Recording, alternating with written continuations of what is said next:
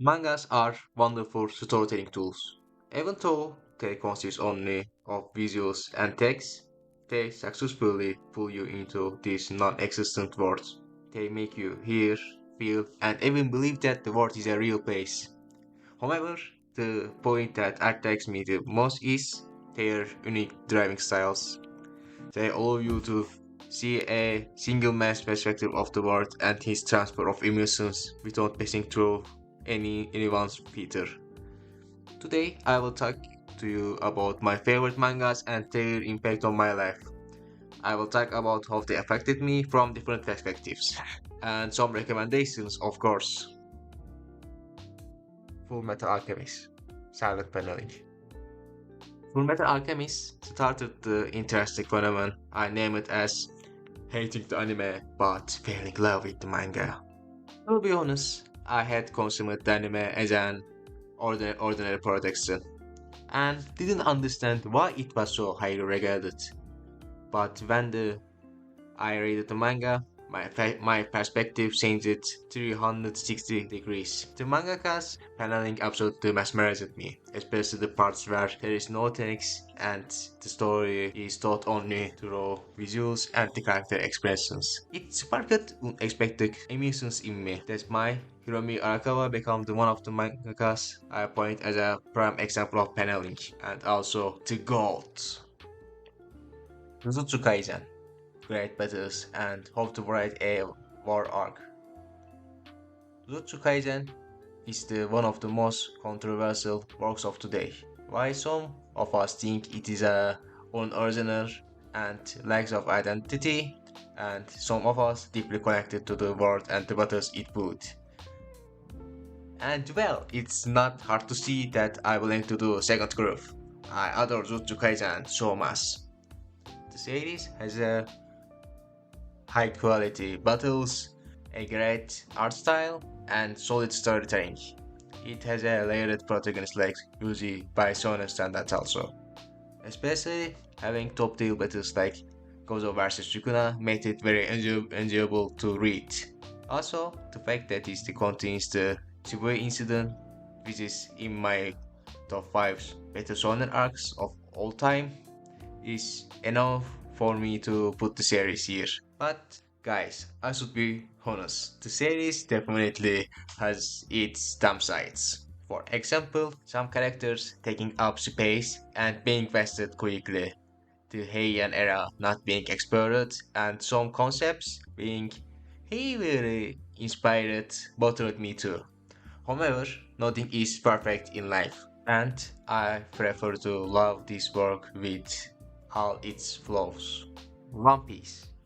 Great world building, mysteries, and iconic characters. Do I even need to explain why One Piece is here? The series has been going on for 28 years and still carries a loyal readership behind it.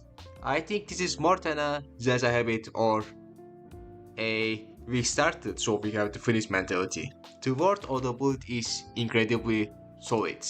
You learn different things about the world with every arc, and it allows us to see it from different angles. Besides, while the mysteries revealed arc by arc create satisfaction in the reader, he finds a way to keep the work fresh with new mysteries. Moreover, legendary trees like Luffy, Zoro, and Sanji, and extended characters written like Whitebird, Blackbird, or the Flamingo are enough to keep the reader glued to their seats. And for me, the One Piece is not just a work, but a tool for socialization. I made great friendships while my friends I were racking our brains over what happened in the latest chapter and what would happen next. That's why sometimes I even someone like me who advocates for every work ending while it's still good, which is One Piece would never end, to be honest.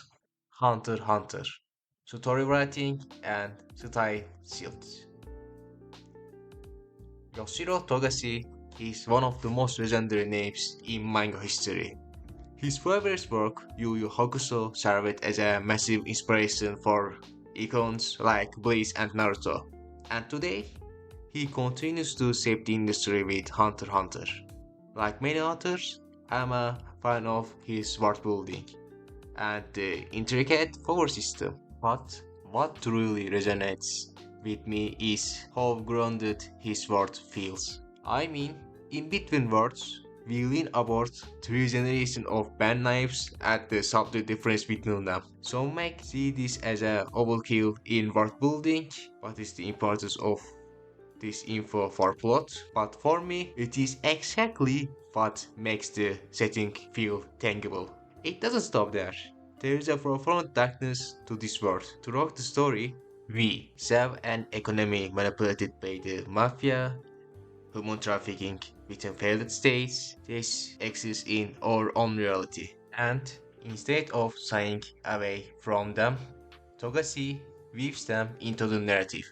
And it's looking into a distorted mirror reflection of our modern world and failure.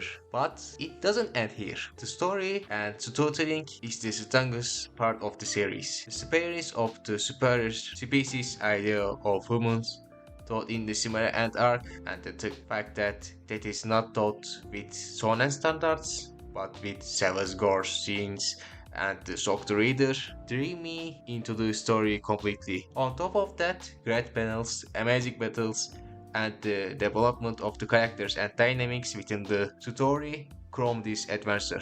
Personally, I don't think there is anyone who can come close to Togashi in terms of tone and story writing. The scenes in driving style from character to character became a great sort of inspiration for me.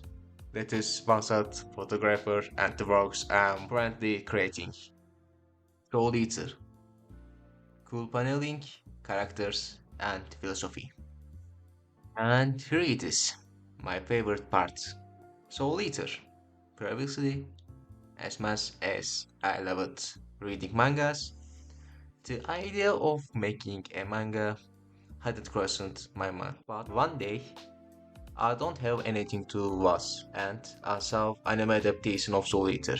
To be honest, it was an enjoyable ride, but nothing more than that. There I was at the last episode, I learned that manga has a totally different story, and with that, I decided to start it. And oh boy, thanks God I taken that decision. When I read the latest chapter, I picked up a pen and started guessing. Like everyone else, I had dream in my childhood, but I have lost interest, and instead of continuing, no, I have taken back the desire to do create again. If I'm trying to make a manga or coding, Soul Eater probably the main one responsible for it, honestly. I don't know where to start praising it. Great writing characters, hilarious humor, amazing panels, its own unique gothic Halloween style, and breathtaking battles.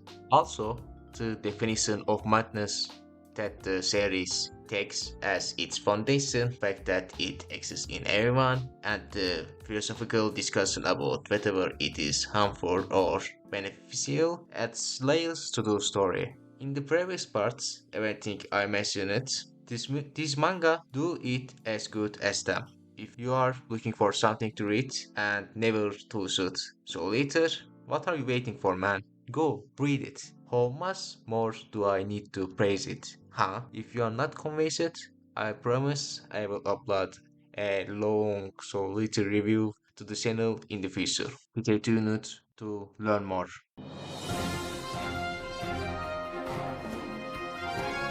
And so we have come to the end of the ranking. Although I have ranked them, I love them all equally.